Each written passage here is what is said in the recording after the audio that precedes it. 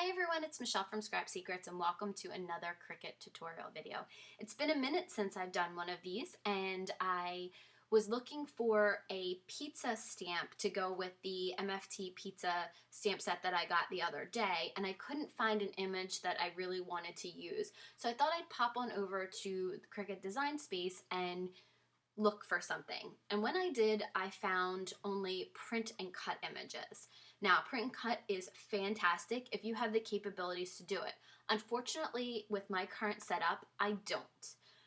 So I thought that I would show you guys how easy it is to recreate an image that's print and cut only so that you can use it. Now, you can extrapolate this and do many other things. You can pick parts of images and create your own image. That's one of the things that is so wonderful about Design Space. You can do that kind of stuff. So let's get started, and I'm just going to give you a very basic walkthrough of some of the buttons at first, and then we'll get into the project.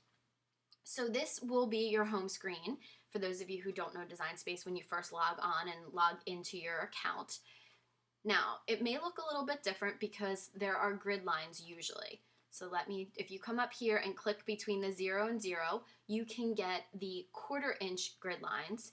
You can get the 1 inch grid lines, which look very similar to the ones that are on your Cricut mat, or you can have no grid lines whatsoever. It is a completely personal preference on how you like designing. I use all three measurements at some point, the grid lines, the 1/4 inch grid lines, or no grid lines at all, just depending on how detailed I have to be with my design. This one doesn't have to be any specific size, so I'm just going to turn the grid lines off, and I think it's a little bit easier for you guys to see and a little bit less distracting. So this will be what you see, depending, it may show grid lines, it may not. You can turn them on or off by just clicking up here. The first time you click, it won't do anything, so you have to click twice. Now, we're going to go into images, and this is where you will find all images that Cricut has. You'll see these A's here. That means they're part of the Access program. Now you can pay for it monthly, I believe you can pay for it quarterly, and I know you can pay for it yearly, because that's what I do. And you have access to all of these images. And I believe that it is about $8 a month if you pay for the full year, and I think it's almost $10 if you pay for it monthly. But I'm not 100% sure, so you'll have to look into that. You can search by image, by word, category, or cartridges. So I am going to search pizza because that is the image that I want to find, and I'll show you guys a little bit how to read these. Now if you click on, let's find one like this. Okay, so this here image, it shows you these are the tags, some of the tags that it goes along with. So here's the cartridge that it's on, and here is the number. This is important if you have images that you want to use all the time and you can't remember the tags that are associated with them. You'll want to write this number down. You don't have to, you can just search, but sometimes it's just easier if you're going through hundreds and hundreds of items. Like if you type in Christmas, you're going to get pages and pages of results. So sometimes it's easier to just type in the number or to search the specific cartridge that it's on. So then this button here is the print and cut image. This means that you can only print and cut this. This will not cut out like a regular Cricut image like this one would. So how will we change this type of image into this type of image or recreate it? So as I was scrolling through, I was looking for something and I didn't find anything that I loved until I got to this image. And I thought, oh, this stinks, that's a print and cut image. Now in my current setup, I cannot do print and cut. I don't have a printer down here. But I really, really love this image. I love the way this looked. So I thought, I know what I can do. I can recreate this. Fairly simple, and this is why I wanted to do the video. It's a fairly simple image to recreate. So we're gonna click this, and you can see that it's selected by the green box around it, but you can also see this image is down here. Now, if you accidentally selected it, you can either click on that, or you can come down here and click the red X and it'll go off. So you can do both ways. So now I'm going to look for the pieces that are in this, the pepperoni, the peppers, and the mushrooms. So I'm going to look for pizzas that have those images on it that are easy to extract. So if you come down here a little bit further, I found this one. We're not going to use all the pieces associated with that, but that's okay. And then we're going to use this piece. Now, you could say I could use this slice, this pizza right here, because it is not a print and cut. You know, it's one that will cut out, and it'll cut out layers. But I didn't love the wonkiness of the crust, and I also wanted to do this video to show you guys how to create your own, how to start really designing with Design Space. So you can see all three images down here are checked. So what you can do is hit Insert Images, and then they'll bring them into the design page. Now, if you decide that these aren't any images you want, you can come up here and click this X. You can you can type over pizza and put a new word in if you decide you wanted to go in a different direction. Or you can just hit cancel and it'll bring you back. You can also unclick this images over here and it'll bring you back to the design space. But we want to hit the insert images because these three images are the ones we want to be working with.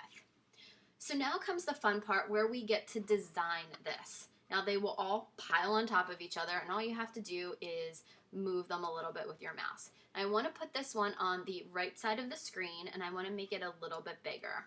So this is about the size that I want. Now, if you wanted your object larger or smaller, all you have to do is drag this button up or down. You can unlock here, which will give you uneven proportions. So this will always so if you just use this side, it will always keep all of your items in proportion height-wise and width-wise. However, if you wanted to have something long, you can unlock this and you can, let me move this over here, and you can drag it like this and expand it out there. So now I want to undo that so we're back to even proportions. And then, yep, it's locked. So when the lock is closed, it means that you can't drag unevenly. When it's unlocked like that, and this will show you in all four directions. Just a little tip there. Okay. So now the first thing that I want to do is select this pizza with the face. And I want to come up to here in layers and hit ungroup, because I want to use some of these images and some of them I don't want to use at all. And I want to take these peppers out because I don't want to use those. I definitely want to keep the mushrooms, and I want to keep some of the pepperoni. Now, we don't need the face, we don't need the black layer here, and we don't need the pizza crust because we're going to do something different. So we're going to keep these toppings to the side, and then we're going to do the same thing with this slice of pizza. We're going to ungroup it, and we're going to leave the pizza because I'm not sure if I want the pepperoni toppings like this. We're going to take the yellow part off because I want the green there for sizing. So I'll show you in a little bit why I'm leaving those here. Okay. Now the first thing we want to do when we're going to recreate the pizza, you're going to look at objects and find an image that you can use. So there are basic images over here. So if you're looking for a circle or a square, which squares you can make into a rectangle by unlocking it and dragging it long ways or horizontally or vertically. But you have a lot of your basic shapes here, so you don't even have to go into the images if you just want something very basic. So we're going to hit circle. So it'll insert a regular circle, and then I want to come up here and I want to pick an orange, just because I want it to mimic this layer. So let's see what color that is. That's not exactly the color, the color orange that I would use, but not that it matters right now. But I just wanted to get it as close as I can to replicating this one. Now I'm going to line this up, and I want to make it pretty much the same size. What I can do is also, see the size is 3.819. I can come up here, and then I can go into the width and the height and type in 3.8, what was it? Wait, 842, this is 842. 3.842, and then hit enter. Now it's going to make my circle the same exact size as this circle. Now if you were trying to design it exactly the same, this is why I'm showing you this way. You're trying to design it exactly the same size as that pizza because you want to keep things in proportion. Okay, so the next thing I want to do is take the shapes again and insert another circle. Now, since these are print and cut, you're not going to be able to ungroup like you did before. So we're really just going to have to kind of line it up and eyeball it and see what the same size is. Okay, this is roughly the same size for that red layer. So we just want to make sure that it looks okay over here, and that looks about as even as the red layer. Now I know it's going to look a little bit funny to you guys, but give me a second and we'll get this going. And you're going to insert another circle. Now I'm going to make this one yellow, like the cheese on that pizza. And I want to take these two and bring them over here. So I want to, first we're going to take the black layer and make it red, just so that we can imitate these ones. Now this one has like a very small line of red going around it, so I want to make the orange or the yellow layer a little bit wider. Okay, so if those two look good, we're going to just select these two. Oh, shoot, go back to where it was. We're going to select just these two layers, and we're going to hit slice. Now, the reason we're going to hit slice is because I don't want that whole red layer circle to cut out. I'm being, you could do that, but I want to make it as non-bulky as possible. So now we're going to delete that, and these pieces fit together perfectly, and we're going to group these two together. So now our pizza base is really starting to come together. Look at how similar it looks to that. Now we can add our toppings onto it, and it's going to come together very easily after this.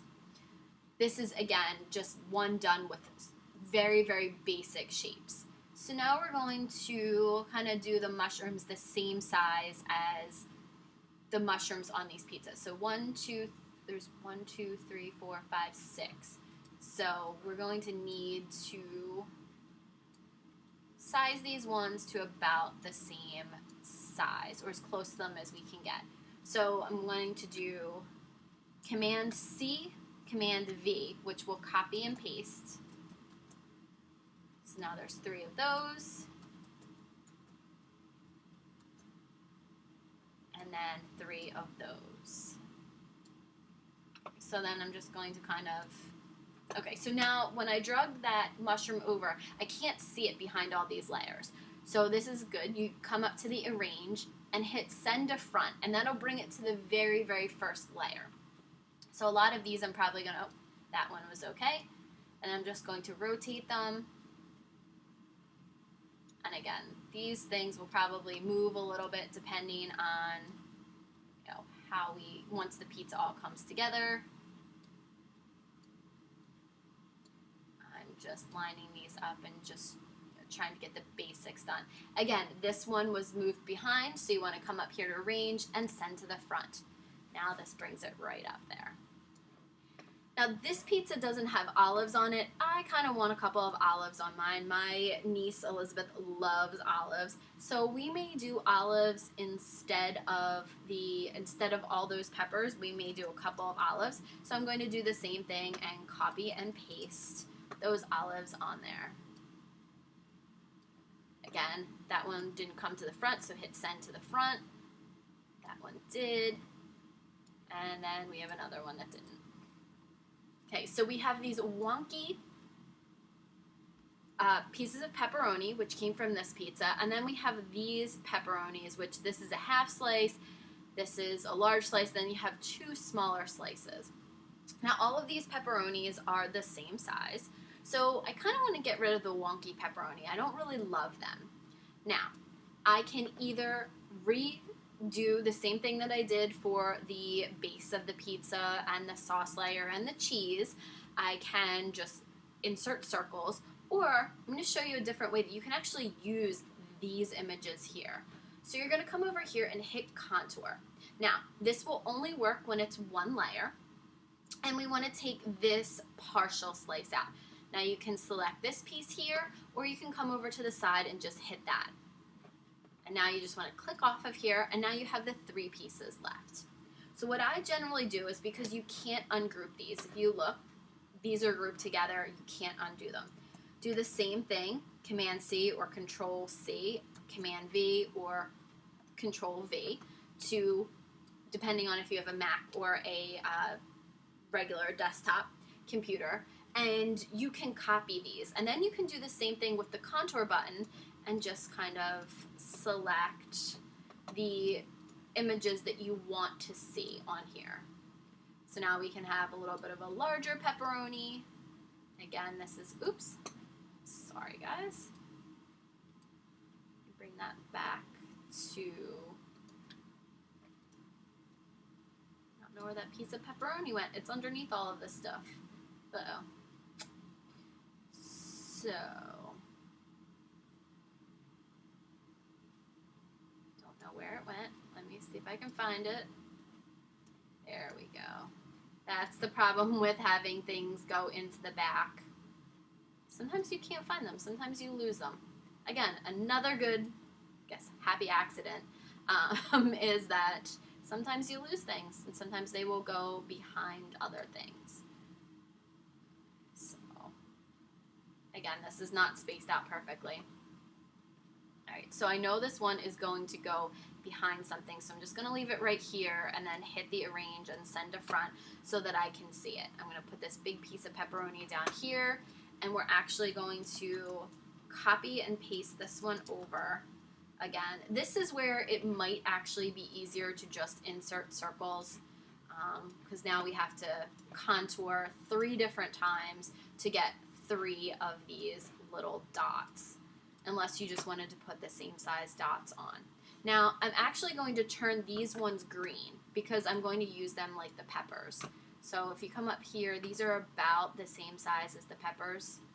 So we're going to put a couple of the peppers on here. So now, to change the color, you just select the image and you come up here and you pick the color. Now these are the colors that are on your screen that are being used right now for the cut only, not the print. But these are the cut colors.